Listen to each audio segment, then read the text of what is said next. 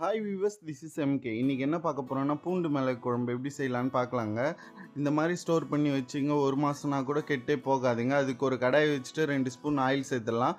ஒரு 1/4 ஸ்பூன் வெந்தயம், ஒரு 3 ஸ்பூன் மிளகு சேர்த்துடலாம். ஒரு 2 ஸ்பூன் ஜீரகம் சேர்த்துடலாம்.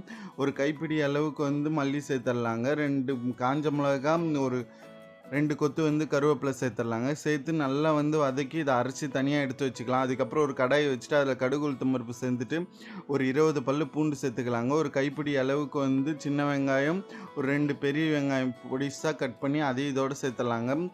ஒரு கொத்து கருவேப்பிலையும் சேர்த்து நல்லா வதங்கட்டுங்க. இது கோல்டன் கலரில் நல்லா வதங்கணும். நெக்ஸ்ட்டு ஒரு 2 தக்காளி பொடிசாக கட் பண்ணி வச்சுருக்கேன். அது ஒரு ஸ்பூன் மஞ்சத்தூள் சேர்த்து நல்லா வதக்கி விடலாங்க. அதோட ஒரு ஸ்பூன் மிளகாத்தூள், ஒரு ஸ்பூன் மல்லித்தூள், ஒரு ஸ்பூன் பெப்பர் தூள், ஒரு ஸ்பூன் ஜீராத்தூள், அரைச்சி வச்சதை சேர்த்து புளியை ஊற்றி இறக்கி கொதிக்க வச்சா அவ்வளோதாங்க.